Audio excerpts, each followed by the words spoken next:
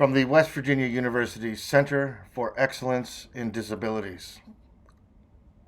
The Paths for Parents project is funded by the West Virginia Department of Health and Human Resources, Office of Maternal, Child, and Family Health, Children with Special Health Care Needs program. Learn more about the Circle of Parents and Paths for Parents program by visiting our website at www.cedwvu.org. Circle of Parents, join the discussion. Early Learning Programs and Safety in West Virginia with special guest Melanie Cutright, Early Learning Coordinator of Wood County Schools. This discussion, steps schools take to keep children safe. Your host, Monica Hastings.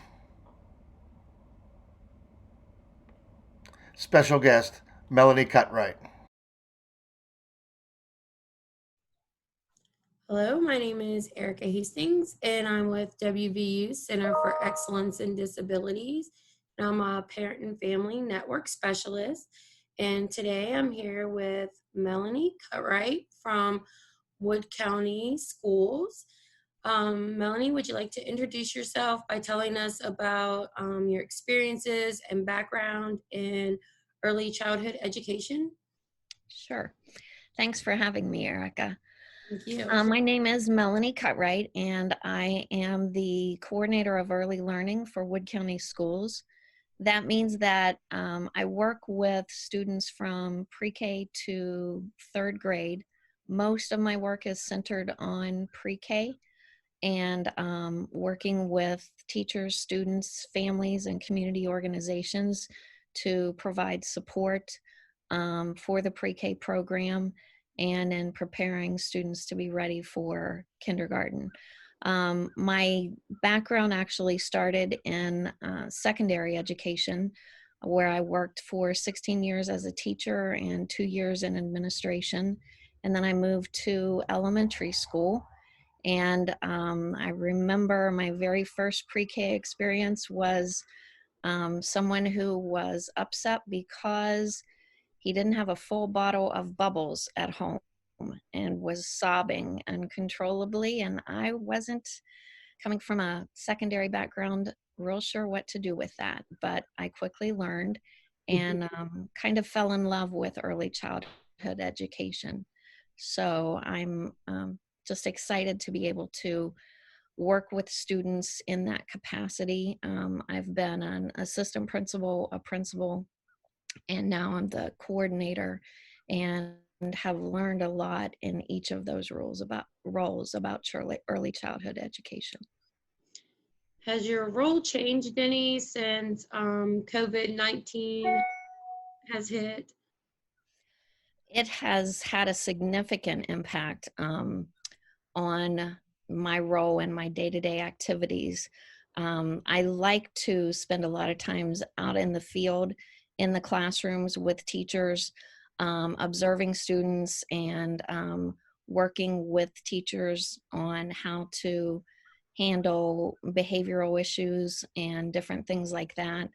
Um, Unfortunately, with COVID, I'm not out in the schools much at all. I am in contact with the teachers quite a bit, but that's more through using Microsoft Teams or email or texting. Um, Very little contact actually in the schools and with the students. I also spend a great deal of time working on trying to organize and facilitate distance learning for pre-K students. And that's a very different line of work than what I've been doing before. So, how would a family typically access the early childhood programs that are offered through the county? Early childhood education, beginning with pre-K, has a birth date deadline of students being 4 before July 1st of the current school year. However, there are a couple of exceptions to that. If a student has not yet had his or her 4th birthday, but they need speech services or qualify for developmental delay services because they're behind where we might typically want them to be at that age, then they can apply as a 3-year-old. And lots of times we work with birth to 3. And when students transition out of birth to 3, if they still need services, then they can transition into Wood County Schools pre-K program. There's just an assessment process that they go through. So they would contact the Office of Special Education and then set up an assessment. And then if they qualify for services, that office contacts me. The Mhm. parent goes to the school. The parent would need to, if they've worked with birth to 3, does birth to 3 typically like handle notifying Wood County Schools, or does the parent still have to do that? And if they weren't in birth to 3, is it just the parent asking for the child to be enrolled early if it's before their 4th birthday, and then them going through an evaluation process? Yes, generally, what we want is for the parent to contact the Office of Special Education to set up that assessment. Okay. And then birth to 3 is willing to work with us in making that transition a smooth one. Now, have you found that this process is changing, because any of the process changing because of COVID, like the restrictions as far as getting children evaluated and things like that for early education? Um, I have not spoken with anyone in special education about kind of how they handle the testing or assessment situations as far as COVID. So they may have procedures for that that are a little bit different, just with cleaning and those kinds of things. But otherwise, the process has not changed. Okay. Parent contacts the office, they set an appointment, they do the assessment, and then they have an eligibility meeting to determine whether or not the child is eligible. Has the enrollment gone down any because of COVID? Have you guys noticed any difference because of COVID? Maybe people wanting to keep their children at home instead of sending them to the school at 3? Um, Overall in pre-K, our enrollment this year is right at 79% of our capacity, and Mhm. that is down. Typically, we're in the 90s, and last year we were in the upper 90s. Um, so we definitely have seen a decrease in enrollment. We do offer what's called the Distance Family Engagement Program for pre-K. It's a little bit like virtual learning, but very different just because pre-K students cannot log on and deal with a computer by themselves. Right. So we have about 20 of our 560 students. Um, we have about 20 who are in distance family engagement, and we provide books and manipulatives for them at home. And then we have a couple of teachers, each one has 10 students, and they communicate with the family 4 times each week. And a couple of those are interactive. So if there are questions or concerns about progress, or they need clarification on one of the directions, teachers can provide that. And then teachers post lessons to Schoology, which is the platform that we use in Wood County Schools for kindergarten through 12th grade distance learning. Oh, that sounds pretty cool. Yeah. Like because the parents like teaching along with the teacher. It sounds Right, like, right. right. Yes. That sounds like, how do people get enrolled into that program? And will that continue? Will that continue after COVID? If COVID ever ends, will that continue? Those are good questions. Basically, if they're interested in that, they need to contact their local school or local teacher. or they can also contact me at the Board of Education and just ask for Melanie Cutright. And as far as will this continue, right now we're looking at it through the end of first semester in January. And then we'll kind of take a look at where we stand as far as, you know, does it seem to be a successful program? Is it meeting the needs of students? And do we need to continue with that? Mhm. So we still have to evaluate progress before we determine what our next step is. Okay, awesome. So let's discuss a little bit about the virtual learning. In your opinion, what expectations for virtual learning is developmentally appropriate for children of this age? This age group? One thing I think that is a challenge the younger you get with students is the use of technology, because although many of them, you know, we see little people as young as 2 years old with their parents' smartphone and swiping their finger across it and, you know, watching videos and things. Mhm. But as far as using technology for a tool of learning, developmentally, that's a much more complex skill. And so the reason we call this distance family engagement rather than using the term virtual learning is because what it does is it allows us to bridge the distance between the teacher and the family and the student.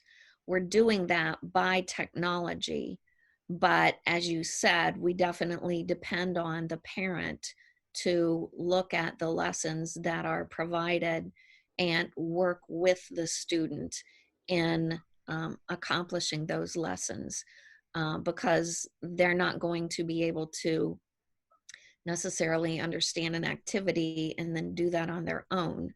But once the parent explains to them, then they can do that on their own, because much of what pre-K is, and sometimes this is an argument that I hear, that pre-K is not important because they just play all day. And it's true that they do play all day, but a pre-K child's play truly is their work. I Right. realize that now, when I look at a little baby who's finding his or her feet and they're flailing around and grabbing their feet and pulling them towards them, you know, we look at that as just kind of being a baby, but Mhm. it's actually becoming aware of their body and where they are in relation to the world. It's the same thing with pre-K students. So once they have some direction, they can go with the play. But if we have an adult there who can um, see what they're doing and ask them some questions and get them to learn to question on their own, then they can talk with the teacher, and the teacher can take that information and see where they are as far as meeting the standards for pre-K, to know, are we getting them ready for kindergarten where they'll learn to read and write.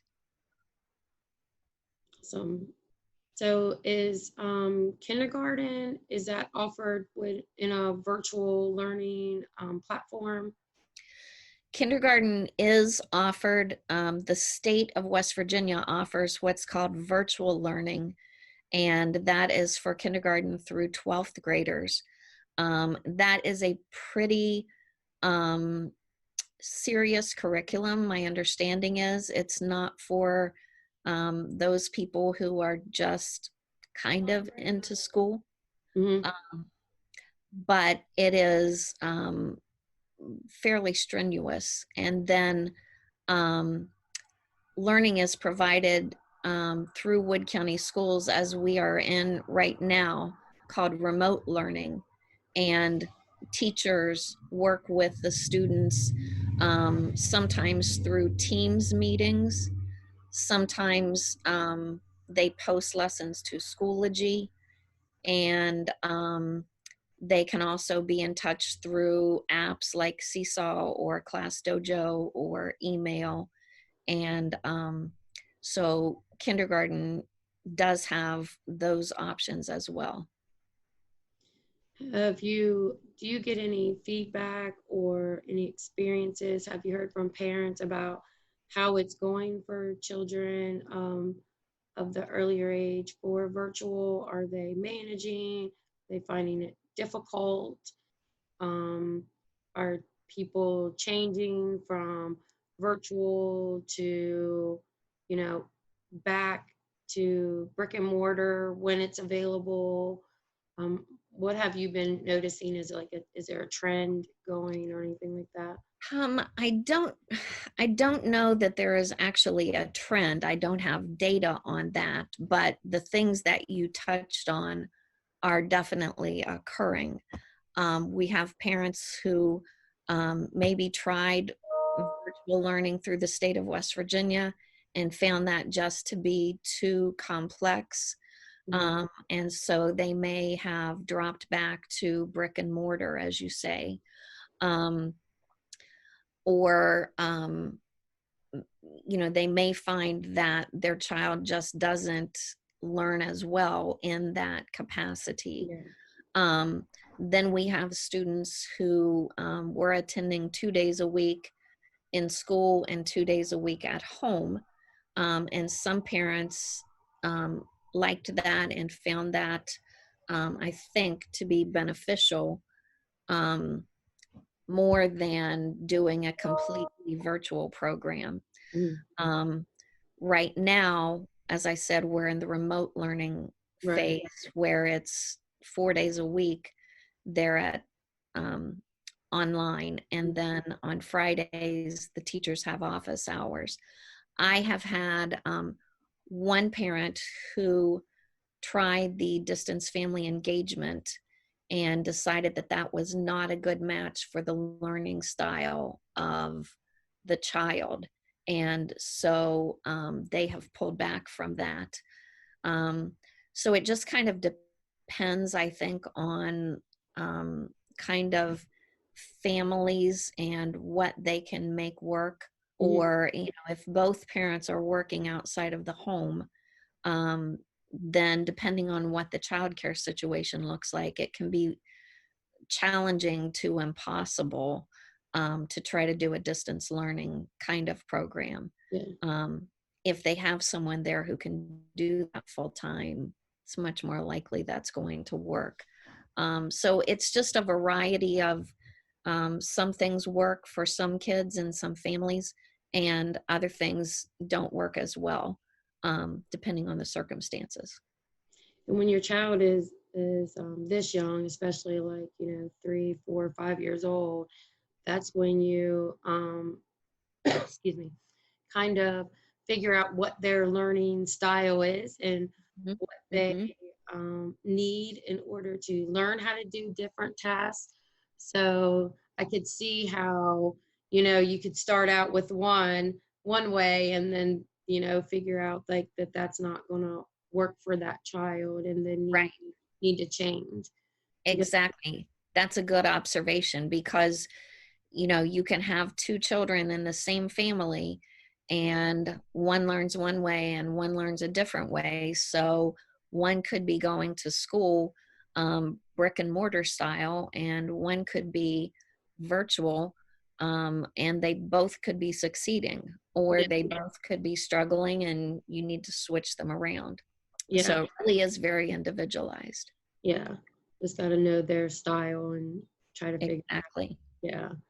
So with virtual learning, we all know that one of the big things about going to school is socialization and being around, let's face it, like we want our kids to be able to interact with other children because as they get older, they're going to need to learn to interact, with each other and people of different ages, learn how to, deal with conflicts and sharing and, all those important things that we need to teach children.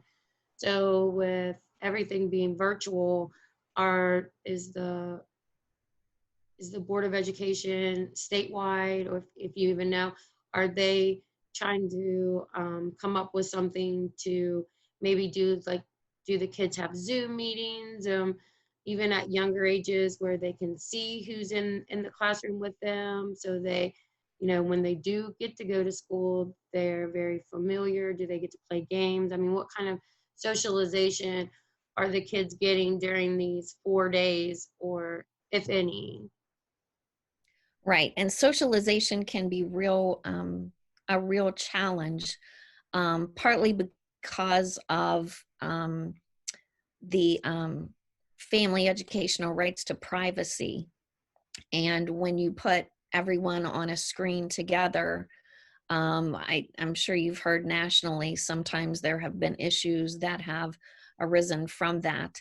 Yeah. So we kind of have to be careful about putting everyone together on a screen.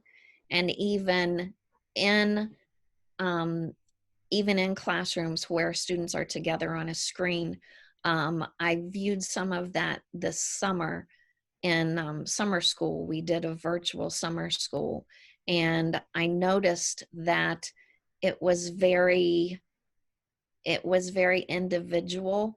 There wasn't a lot of collaboration amongst the students. Hmm. It was kind of each person in his or her own little screen world, Hmm. and that is a concern that I have about virtual learning. Is even if you have students together in a Teams meeting or a Zoom meeting, it's still very different than being in person with that socialization. So that's something that I think parents can work on just within intentional teaching of their children, in making sure that they themselves interact verbally and regularly in person with their children. It's so easy to get caught on your phone's email or texting, because we can do so much of our work from our phones. Hmm. And I think it's easy to be on to work 24/7.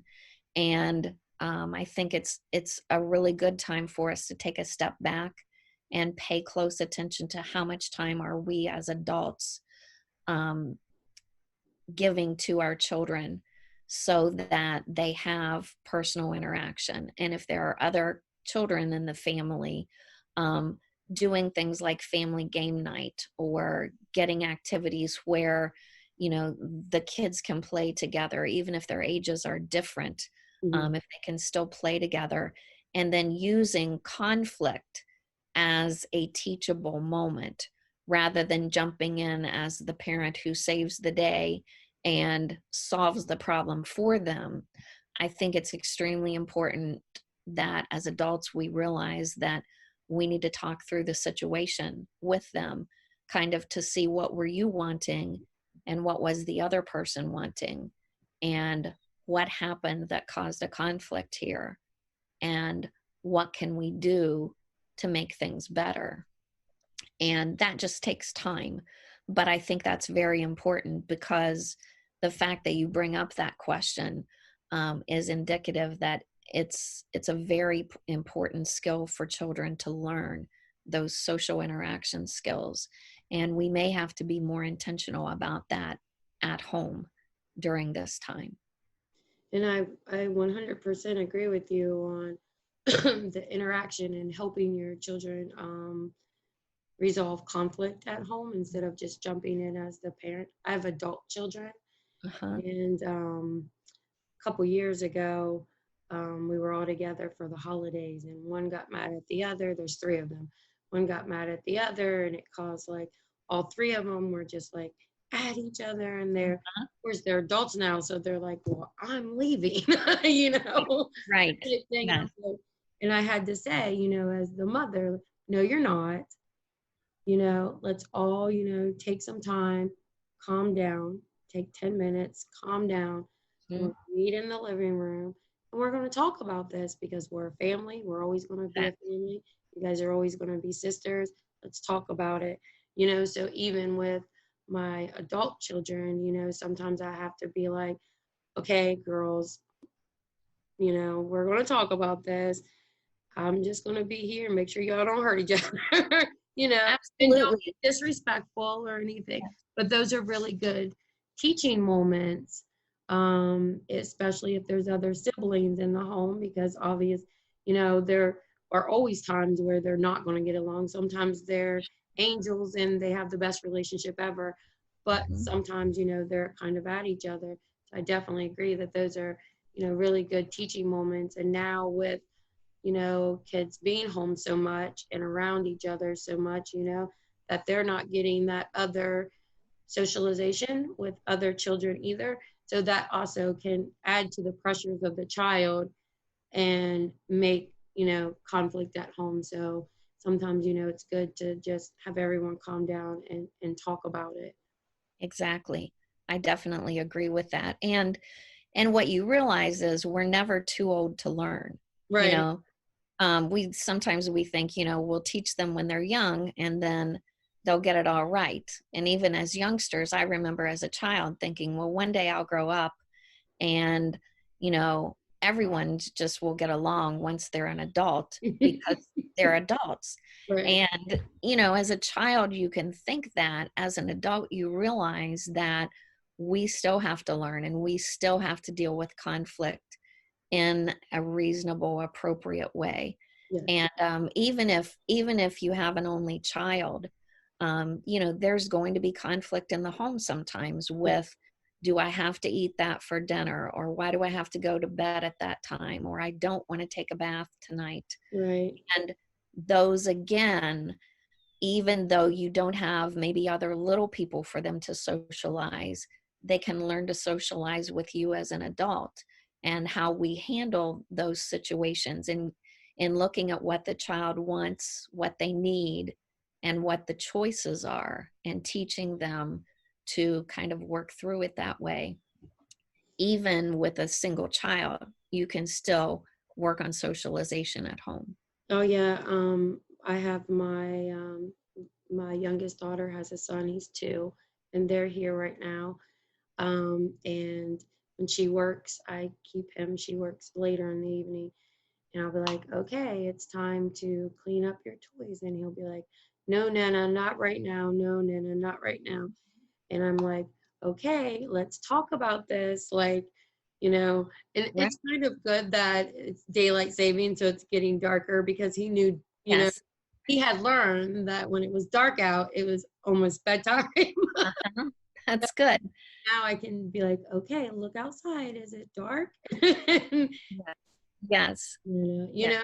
But I talk through with him, you know, what's being asked of him and why, and, and then kind of tell him what's going to happen like after that, after we clean up And the toys and stuff. and that's very, very um, wise, I think, because it teaches children as youngsters that things can be logical and that there's usually a reason for something, you Mhm. know, and it teaches them to evaluate those things. It teaches them a pattern and a rhythm to life, which is very important. And sometimes I think we don't realize the importance of those things when it's, you're tired and you just want to say, put your toys away now because I said so. Right, because I said so. Right. Yeah. Right, right. And everyone resorts to that sometimes, but, we need to just work on that. So we kind of talked about the challenges and stuff of the virtual. So I know that in-person instruction right now also has its challenges. Mhm. Um, so if you could share with us some things that maybe teachers are experiencing or parents are experiencing, especially because, masks, things like that. Okay. Actually, I think there's a lot of positive to share on the end of in-person instruction. I know when shortly before school started, there was guidance that said that students from third grade through 12th grade would wear masks. And so I kind of breathed a sigh of relief. And then it was changed to pre-K through 12th grade, right before school started. And I definitely felt a little stressed by that. I thought, oh my goodness, how are we going to make this work? But surprisingly, teachers report that masking is not a problem. Um, and I've been in some classrooms and seen preschoolers who wear masks as though it were just the thing that you do. And when I realized we were going to have to wear masks, I tried to um, discuss with the teachers that, they're very young. And as a 3-year-old or a 4-year-old, the 6 months that we had been into this, by the time they started school, is a pretty significant portion of a 3-year-old or a 4-year-old's life. Yes. And so to them, it's much more normal than it is to us. And also, when you come to school or a new job or wherever, you tend to learn what the procedures and the expectations are for that. And that's what you think is normal. And so, if we teach masking as a normal part of our day, and when we have the mask on, and when, like at lunchtime, we can take the mask off, then it just again becomes part of the procedure, part of the rhythm of our day. And so I think masking has gone very well. I know that Mr. Fling, in particular in Wood County Schools, works to try to make sure that teachers have enough personal protective equipment, cleaning supplies, and those kinds of things. As a matter of fact, I just got an email either yesterday or today from him to schools, making sure that they have the supplies and things that they need. We've provided face guards or face shields and masks for teachers in pre-K. We also provide masks for students. A couple of weeks ago, I passed out to teachers wipes and alcohol so that they can use that mixture to clean with. Alcohol evaporates quickly, so it makes cleaning a lot easier. And so we're definitely trying to meet the challenges of what has to be done as far as cleaning and safety and COVID. And I think it seems to be going fairly well. And until you said that, I never thought about, I always thought, oh my goodness, like when I first heard, like, how are they going to get these kids to do this? Like, you're going to have somebody with like a Paw Patrol mask and somebody who has like, I don't Right. know, a Spider-Man, and they're going to Yeah. want to be switching. And how are they going to do this? But Yes. you're right. And I never thought about that when they come to school, they're just coming to school. And it is a huge part of their lives because they're so young, so I Right. never really Yes. thought about that. And then the fact that they're going to a new place because they're just entering into school. So they're learning, the Yes. procedures and stuff. So they're Right. just like, oh, okay, like this is what we have to do here, instead of with the older children, maybe, and us as adults, it's like, oh, like we don't want, you know what I mean? Oh, it's Huh? Yes. uncomfortable and all of Right. that. I never even actually thought about it like that, but I'm glad that that's what is being noticed and that's what's happening. Yes. That's Yes. really good. Definitely a success story, I think.